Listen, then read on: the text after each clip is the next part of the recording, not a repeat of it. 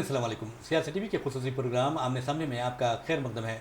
नाज़रीन, जैसा कि आप जानते हैं कि हम इस प्रोग्राम के ज़रिए गैर मामूली शख्सियतों को मदऊ करते हैं, अपने स्टूडियो में उनसे बातचीत करते हैं और ख़ास तौर पर ऐसी शख्सियतों को तलब करते हैं, ऐसी शख्सियतों को मदऊ किया जाता है जो मुल्क व कौम और मिल्लत की तरक्की में गैर मामूली रोल अदा कर रहे हैं और हिंदू मुस्लिम इत्तेहाद के लिए काम करते हैं और फ़िरका परस्त दरिंदों के खिलाफ बड़ी जुर्रत के साथ डटे रहते हैं। ऐसी एक शख्सियत अब हमारे दरमियान मौजूद हैं। मेरी मुराद प्रोफेसर अपूर्वानंद झा से है, जो गैर मामूली अंदाज में फ़िरका परस्तों के खिलाफ न सिर्फ डटे हुए हैं बल्कि मुल्क के कोने कोने में अपनी आवाज़ पहुंचा रहे हैं। वो हिंदी के प्रोफेसर हैं और उन्होंने पेशे तदरीस को एक इबादत की तरह अपनाया हुआ है। उसी तरह कौमी यकजहती को फ़रोग देने में भी वो अपना किरदार अदा कर रहे हैं। उसके बावजूद भी उनमें बहुत सादगी पाई जाती है, आजिज़ी व इनकिसारी पाई जाती है और यही मैं समझता हूँ कि उनके कामयाबी का राज है। बहरहाल हम अपने स्टूडियो में प्रोफेसर अपूर्वानंद झा का खैर मकदम करते हैं।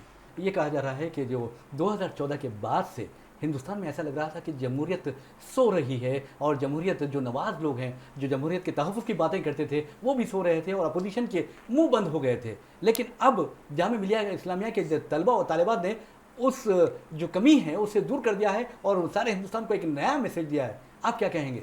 बिल्कुल, मैं आपकी बात से इत्तेफाक रखता हूँ कि जामिया मिलिया इस्लामिया के जो छात्र छात्राएँ हैं वे जिस तरफ सड़क पर निकले तलबा, उसने बड़ी उम्मीद बंधाई है, क्योंकि वो एक तो पूरी तरह से अहिंसक था, नॉन वायलेंट था और जामिया के छात्रों के पास, जैसा मैंने कहा, अपनी रूह की ताकत को छोड़कर और कोई ताकत नहीं थी। वो कोई देह से भी बहुत ताकतवर नहीं है और वो जानते हैं कि पुलिस का मुकाबला वे नहीं कर पाएंगे, लेकिन उनको यह पता है कि वे सच के साथ खड़े हैं। इसने उनको बहुत हिम्मत दी है। आप उन नौजवानों से बात कीजिए जिनको इतनी बुरी तरह मारा गया है, अभी भी वे कह रहे हैं कि कि उन्होंने कुछ गलत नहीं किया और वे फिर से खड़े होंगे। और जामिया में उसके अगले रोज़ से अब आज तक भी मुझे जो पता चला है कि लोग रोज़ मुजाहिरा कर रहे हैं और वो बहुत ही अमन के साथ चल रहा है। उसके बाद अलीगढ़ मुस्लिम यूनिवर्सिटी को आप ले लें। अलीगढ़ मुस्लिम यूनिवर्सिटी में जो हमला किया पुलिस ने वो तो और भी भयानक था। वो उसमें स्टन ग्रेनेड का इस्तेमाल किया गया। मुझे खुद मेरे एक पुलिस ऑफिसर दोस्त ने बताया कि स्टन ग्रेनेड का इस्तेमाल तो आप दरअसल बहुत ही गैर मामूली हालात में करते हैं। आप हॉस्टल में जाकर स्टन ग्रेनेड चला रहे हैं और एक लड़के का हाथ उड़ जाता है, उसका हाथ काटना पड़ता है। तो अलीगढ़ मुस्लिम यूनिवर्सिटी हो या जामिया हो, या उसके बाद पूरे हिंदुस्तान में ये लहर फैल गई। हर जगह लोग खड़े हो गए हैं। इससे यह पता चलता है कि जो हमारा जमहूरी मिजाज, एक स्वभाव मिजाज है, वह फिर से जगा है। और ख़ासकर जो हमारी विपक्षी पार्टियां थीं, जिनको घबराहट सी हो गई थी क्योंकि उन्हें लग रहा था कि 303 है इनकी अकेली तादाद, हम कैसे मुकाबला करेंगे। तो उनको मालूम होना चाहिए कि जमहूरियत कोई संसद में नहीं चलती है। संसद है, जमहूरियत तो शक्ल लेती है सड़क पे। और अगर आप सड़क पर हिम्मत के साथ नहीं लड़ेंगे तो जमहूरियत को कायम कैसे रखेंगे? संसद को भी आप कायम नहीं रख सकते। एक सवाल ये पैदा हो रहा है कि जैसा कि आपने कहा है, उत्तर प्रदेश की मिसाल दी है, अलीगढ़ मुस्लिम यूनिवर्सिटी की मिसाल दी है और पुलिस की जो बर्बरियत है उसकी मिसाल दी है, तो क्या आपको ऐसा नहीं लगता कि वहाँ पर तकरीबन 9 लोग मारे गए हैं इसी एहतजाजी मुजाहिरे के दौरान? जो खबर मिली है 11 से ज़्यादा लोग मारे। जी। तो इस तरह जो खबरें आ रही हैं, तो क्या आपको ऐसा नहीं लगता कि जानबूझकर बीजेपी रूल्ड स्टेट में इस तरह के हरकतें की जा रही हैं? मैं इसको कई लोगों ने कहा है। बम्बई का अगर जुलूस देख लें तो वो लाखों का है। कलकत्ता की सड़क आप देख लें, लाखों लोगों से भरी हुई है। ऐसा कैसे है? वे उन लाखों लोगों में भी अच्छी तादाद मुसलमानों की है, हिंदू भी हैं, मुसलमान भी हैं। बम्बई में भी हिंदू भी हैं, मुसलमान भी हैं। क्यों नहीं हुई हिंसा? जो ये साबित करना चाहते हैं कि दरअसल अगर मुसलमान सड़क पर उतरेंगे तो हिंसा होगी ही। इन्होंने जो एक प्रचार कर रखा है बहुत पहले से कि अगर मुसलमान एक समूह में दिखलाई पड़े तो इसका मतलब वो वायलेंस करने वाले हैं, ये इन्होंने प्रचारित कर रखा है। और इस वजह से इसको ये जायज़ ठहराते हैं कि नहीं साहब, अगर वो निकल आएंगे तो कुछ हो जाएगा, इसलिए हम रोक रहे थे क्योंकि हम अमन चैन बनाए रखना चाहते हैं। अदालत ने भी इस बात को मान लिया। ये बड़े अफसोस की बात है। हर किसी को हिंदुस्तान में अपनी राय के इजहार का पूरा हक है। अगर वह हिंसक तरीके से नहीं हो रहा है। जी जी लेकिन मैं अगर ये कह रहा हूँ कि मैं एक जुलूस निकालना चाहता हूँ, तो आप ये पहले से नहीं कह सकते कि ये हिंसक हो जाएगा। जी हाँ आप पूरी एहतियात बरतें, आप पुलिस फोर्स रखें, आप जुलूस को कॉर्डन कर लें, लेकिन आप निकलने ही नहीं देंगे और निकलने के पहले ही आप लाठियां बरसाना शुरू करेंगे। दिल्ली में जो तस्वीरें आई वो ये थी कि पुलिस वाले ऊपर से पत्थर इकट्ठा करके लोगों को पत्थर मार रहे थे। जी जी ये तस्वीर आई कि जो मोटरसाइकिल और गाड़ियां खड़ी हैं उन्हें वे तोड़ रहे थे पुलिस वाले। जी जी तो इसका मतलब सिर्फ ये है कि पुलिस कोई अमन चैन नहीं कायम कर रही थी, वो मुसलमानों को और मुसलमानों के साथ जो लोग थे उनको सबक सिखाने की कोशिश कर रही थी हुकूमत की तरफ से कि तुम्हारी ज़रूरत कैसे हुई कि तुम जुलूस निकालोगे, तुम्हारी ज़रूरत कैसे हुई कि तुम अपनी बात कहोगे, हम तुम्हें कदम नहीं निकालने देंगे। जी जी यह पूरा रवैया था और ये बहुत अफसोसनाक है। और यह इस बात को भी जाहिर करता है कि हमारा मुकाबला दरअसल एक तानाशाही से है। जी जी हम एक जमहूरी निज़ाम में नहीं रह रहे हैं। जी जी पैदा होता है कि गौकशी के मसले पर आप गड़बड़ करते हैं, फिर मॉब लिंचिंग के वाक़यात पेश आते हैं, फिर तलाक़ सलासा बिल पास होता है, आर्टिकल 370 मनसूख कर दिया जाता है। तो क्या आपको ऐसा नहीं लगता कहीं ना कहीं बीजेपी अहम जो मुद्दे हैं, अहम जो मसाइल हैं हिंदुस्तान को, उनसे तवज्जो हटाने के लिए इस तरह के मसाइल लाते जा रही है? देखिए, मैं नहीं जानता कि अहम मसाइल हम किन को कहते हैं। हमें ऐसा लगता है कि हमारे अहम मसाइल रोज़ी रोटी से जुड़े हुए हैं, हमारे अहम मसाइल नौकरी से जुड़े हुए हैं, तालीम से जुड़े हुए हैं, ये हैं अहम मसाइल। लेकिन उससे भी अहम एक दूसरा मसाइल है, वो पहचान का सवाल है। जी दरअसल बीजेपी की जो पूरी पॉलिटिक्स है, उसकी जो पूरी सियासत है, वो पहचान की सियासत पे टिकी हुई है। उसे मैं कल्चरल पॉलिटिक्स कह सकता हूँ, वो कल्चरल पॉलिटिक्स है। और हमें यह बात हमें समझनी चाहिए कि इंसान के लिए कल्चर बहुत ही अहम है। वह अपने कल्चर के लिए, अपनी ज़ुबान के लिए, अपनी पहचान के लिए जान दे सकता है। जी जी इस बात को दुनिया में कई जगह देखा गया। आखिर पाकिस्तान टूटा इसी नाम पर। हम ये मानते थे कि पाकिस्तान बन गया, इस्लाम के नाम पे कुछ लोगों ने मुल्क बना लिया, लेकिन 25 साल भी नहीं चल पाया, क्योंकि बांग्ला पहचान, बांग्ला ज़ुबान, ये इतना अहम मसला था लोगों के लिए। लोगों ने लाखों की तादाद में जान दी उसके लिए और अपना मुल्क लिया, बांग्ला ज़ुबान के नाम पर लिया। तो इंसान के लिए यह सवाल बहुत अहम सवाल है, इसको समझना चाहिए।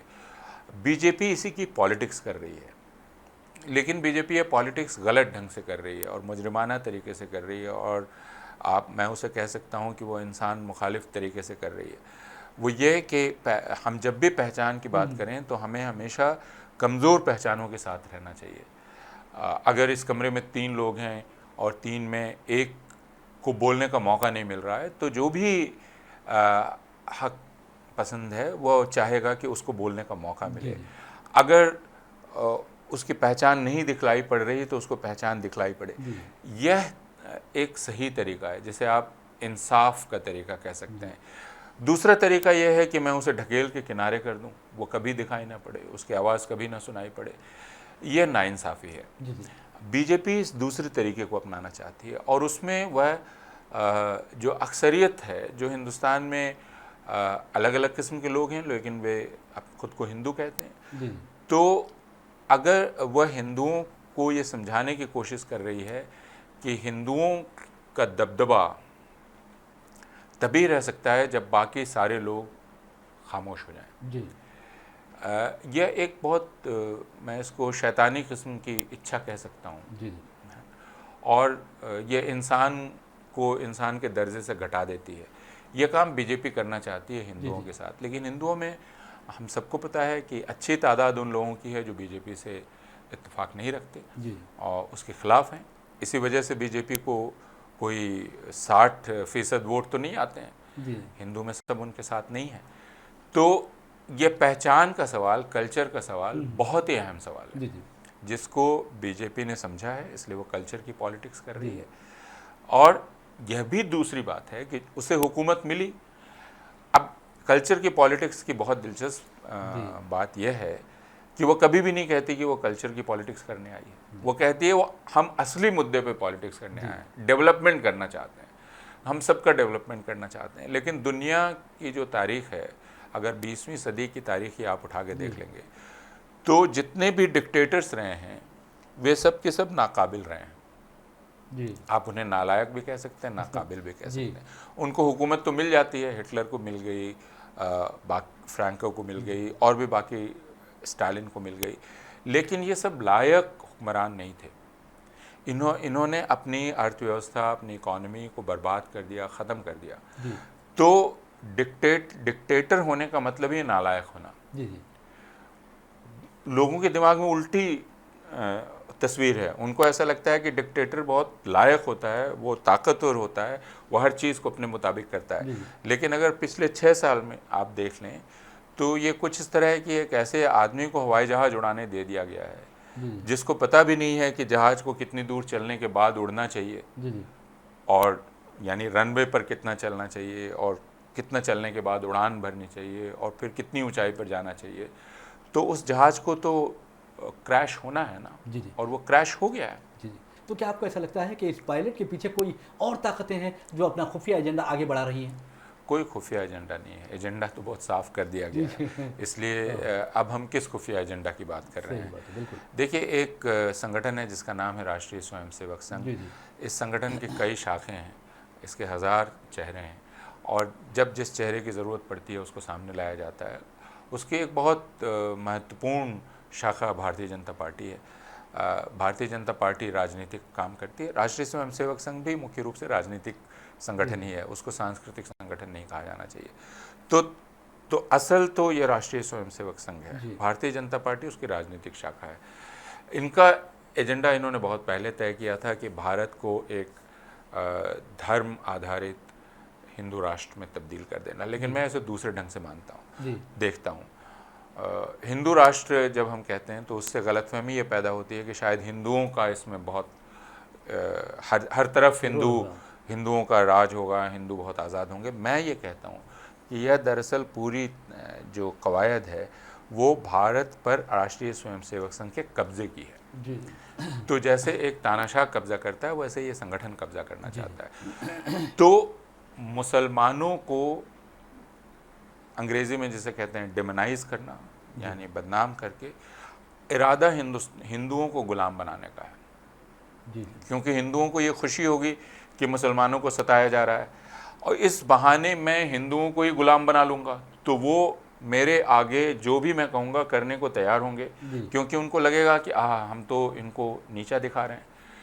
तो इरादा हिंदुओं को गुलाम बना के रखने का है, यानी हिंदुस्तान पर एक संगठन के कब्जे का इरादा है। जी यह है इरादा।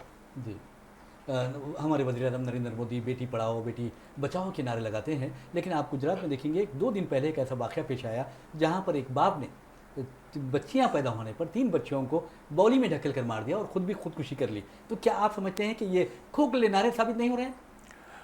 देखिए, हम अलग अलग नारों को क्यों ले रहे हैं? हमारे साथ दिक्कत यही है कि हम फंस जाते हैं, जी हम एक एक कदम में फंस जाते हैं, उस पर बहस करने लगते हैं। इरादा उनका यही है। जिस मुल्क में ईमानदारी से हम बात नहीं करते, यानी अभी भी क्या हम बेटी को वाकई मानते हैं कि वो बेटे के बराबर है, तो मुल्क के लोगों को भी ज़रा झांक के देखना चाहिए अपने भीतर। दूसरे कि खुद जो ये नारा दे रहा है, क्या वो खुद इस बात में यकीन करता है? क्योंकि उसकी जो पूरी कल्चरल पॉलिटिक्स है, जी उस जी कल्चरल पॉलिटिक्स में जगह तय है औरत की, जी है बिल्कुल ना, वो मर्द के बराबर नहीं है, तो ये जगह तय है। इसलिए झूठ, धोखा, फरेब, इसी के बुनियाद या इसी के खंभों पर ये पूरी सियासत टिकी हुई है। जी जी अगर हम उस पर यकीन करते हैं तो हम उनके नारों को सीरियसली लें। मेरा कहना है कि आप अपने नारों के बारे में उन्होंने खुद ही शुरू में कह दिया, वो ज़ुबान से फिसल गया वो लफ्ज़, उन्होंने कहा कि जुमला है जी ना। तो वो जुमलेबाजी करते रहेंगे। हमारा आपका काम होगा बैठ के हम उसके रेशे रेशे अलग करके समझने की कोशिश करें। नहीं, ईमानदारी से कह रहे थे, बेईमानी से कह रहे थे, इसका क्या मतलब है? आप पूरी सियासत देखिए, उनकी समझने की कोशिश कीजिए, और उसको ख़त्म करने के बारे में हिंदुस्तान के हर शहरी को सोचना चाहिए। जी, जी। अब हम बात करते हैं शहरियत तरमीमी कानून के बारे में बात करते हैं। तो क्या आपको ऐसा लगता है कि ये होकर रहेगा? क्या बीजेपी हुकूमत में इतनी हिम्मत है कि देखिए, अब जी, जी। भारतीय जनता पार्टी को और इस सरकार को झूठ बोलने में महारत हासिल है। जी, तो ये जो कल कहती है आज कह सकती है मैंने कहा नहीं था। जी, इसने कल जो ट्वीट किया आज उसको डिलीट कर दे सकती है, और कह सकती है हमने कभी नहीं कहा था। गोइबल्स ने कहा था कि आप 10 बार झूठ बोलें जी। तो सच बन जाता है। तो आप झूठ बोलते रहें, फिर लोग भूल जाते हैं कि आपने 10 दिन पहले क्या कहा था। तो इन सारी चीज़ों को ये सरकार समझती है और ये पार्टी समझती है। इरादा क्या है? इरादा ये है, इन्होंने शुरुआत की असम से। जी, पहले इन्होंने क्या कहना शुरू किया, अगर आप पिछले 10 साल के इनके चुनावी भाषण सुन लें, जी, जी। बाकी भाषण सुन लें, लोकसभा में बाकी जगह, जो अभी प्रधानमंत्री हैं उनके भी, जो गृह मंत्री हैं उनके भी, तो भाषण क्या थे? भाषण ये थे कि हिंदुस्तान तबाह हो रहा है क्योंकि हिंदुस्तान में बांग्लादेशी घुसपैठिए करोड़ों की तादाद में घुस गए हैं। जी, आप चुनावी भाषण याद कीजिए। जी, या तो आप ये कह दीजिए कि चुनावी भाषण को आप सीरियसली मत लीजिए क्योंकि वो मैं जुमलेबाजी कर रहा था, लेकिन आप तो एक जिम्मेदार आदमी हैं, आप प्रधानमंत्री बन गए, उसके बाद भी आपने ऐसे भाषण दिए।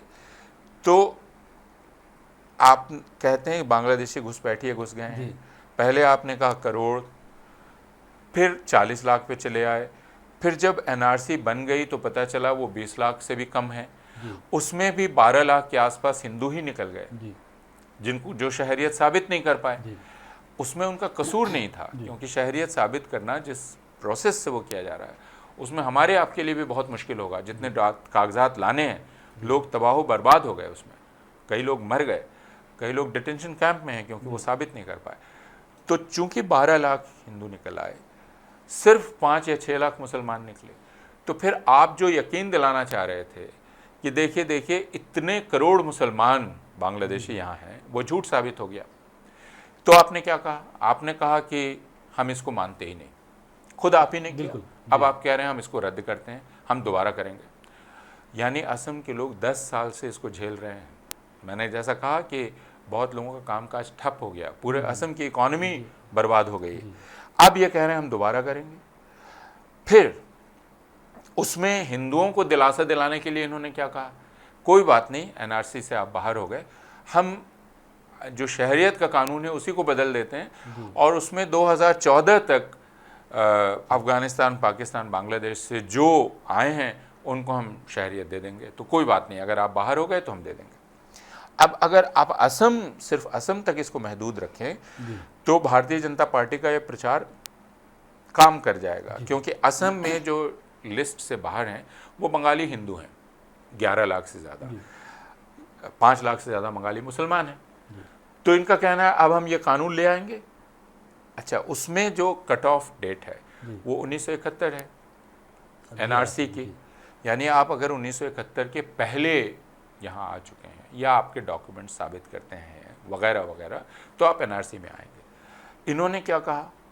2014, जिससे असम में उबाल आ गया क्योंकि असम के लोग ये कह रहे हैं कि भाई हमको इससे लेना देना नहीं, तुम हिंदू हो कि मुसलमान, तुम बाहर से आए हो, जी, जी, तुम हमारा जो हमारा पानी है, हमारा खेत है वगैरह वगैरह, उस पर बहुत बोझा पड़ रहा है तुम्हारे आने से, तो हम चाहते हैं तुम जाओ, हमको हिंदू मुसलमान से मतलब। लेकिन इनको तो है, तो ये हिंदुओं को कह रहे हैं, बंगाली हिंदुओं को, कि हम आपको इस रास्ते घुसा लेंगे। जी, जी, है ना? तो ये पूरा एक बहुत ही, आप ये कह सकते हैं, तंग नज़र और बहुत ही छोटा गेन असम के लिए, लेकिन उसको बढ़ाने के लिए उन्हें पूरे हिंदुस्तान की बात करनी पड़ी क्योंकि ये पूरे हिंदुस्तान में भी ये डर, खौफ हिंदुओं में भरना चाहते हैं कि मुसलमान चारों तरफ से आ रहे हैं जी, और हमें उन्हें चुन चुन के बाहर करना है। अभी भी झारखंड के चुनाव में इन्होंने प्रचार में कहा कि हम चुन चुन कर बाहर कर देंगे। लोकसभा में भी कहा, गृह मंत्री ने धमकी देते हुए कहा कि आप तो याद रख लीजिए एनआरसी पूरे हिंदुस्तान में आने वाला है और हम एक एक घुसपैठिए को निकाल देंगे। तो इतने सालों में खुद इन्होंने लोकसभा में कबूल किया या राज्यसभा में कि इतने सालों में इन्होंने कितने बांग्लादेशी को वापस भेजा? 4, कुल जमा 4। ठीक, दावा क्या है लाखों, जी। करोड़ों करोड़ों आप झूठ बोल रहे हैं हिंदुओं से, मैं बार बार कह रहा हूं, क्योंकि आपका विदेश मंत्री बांग्लादेश गया और विदेश मंत्री बांग्लादेश जाकर बोला नहीं नहीं इसका आपसे कोई लेना देना नहीं, ये तो हमारा भीतरी मामला है। तो फिर आप यहां तो बार बार बोल रहे हैं कि बांग्लादेश भेज देंगे, वापस भेज देंगे, बांग्लादेश जाके बोल रहे हैं नहीं नहीं हमारा कोई लेना देना नहीं है। तो फिर किनको पहचानोगे, किनको निकालोगे, कहां रखोगे? बहुत अच्छा सवाल उठाया। बहरहाल नाज़रीन आपको बता दें कि प्रोफेसर अपूर्वानंद झा के से चाहेंगे कि हम उन्हें एक मैसेज लें, क्योंकि हमारी रिवायत रही है हमारे प्रोग्राम की कि जो हमारा मेहमान होता है वो अपने व्यूवर्स को ज़रूर मैसेज देता है। तो सर मैं चाहूँगा कि आप हमारे जो व्यूवर्स हैं उन्हें एक मैसेज दें। नहीं, मेरा मैसेज कोई नहीं है, क्योंकि मैं कोई ऐसी शख्सियत नहीं हूँ जो मैसेज देने की हैसियत जिसकी हो। मैं सिर्फ यह कहना चाहता हूँ कि हम सबको अपने ऊपर यकीन करना चाहिए। हम ये बहुत एकदम इत्तेफाक की बात है कि हम इस दुनिया में ज़मीन के एक खित्ते में पैदा हो गए हैं, ये इत्तेफाक की बात है। इसमें मेरा कोई कंट्रीब्यूशन नहीं है, आपका कोई कंट्रीब्यूशन नहीं है। उस जगह पैदा होने की वजह से कोई ख़ास चीज़ मुझ में आ जाती हो, ऐसा भी नहीं है। इसलिए अपने आप को गढ़ने का काम खुद हमारा है। फ़र्ज़ ये बनता है कि हम सबसे दोस्ती का हाथ बढ़ाएं, हम जो हैं उससे ज़्यादा होने की कोशिश करें। इसका मतलब यह नहीं है कि हम दूसरों को ख़त्म कर दें, हम दूसरों को भी जो हैं वैसा रहने की आज़ादी सिर्फ दें नहीं, बल्कि उस आज़ादी को बनाए रखने के लिए काम करें। तो आप अगर अपने हक़ के लिए लड़ते हैं, मरते हैं, तो वह तो अच्छी बात है, लेकिन अगर आप दूसरे के हक़ के लिए खड़े होते हैं तो वो उससे ज़्यादा अच्छी बात है, उससे आपकी इंसानियत साबित होती है। मुझे लगता है हम सब लोगों को ऐसी ही इंसानियत की ज़रूरत है। बहुत ही प्यारा मैसेज आपने दिया है। बहरहाल नाज़रीन हम आपसे इजाज़त चाहते हैं और अपना प्रोग्राम आमने सामने इख्तिताम को पहुंचाते हैं। मुझे मोहम्मद रियाज़ अहमद को इजाज़त दीजिए। इंशाल्लाह फिर मुलाकात होगी, फिर बात होगी।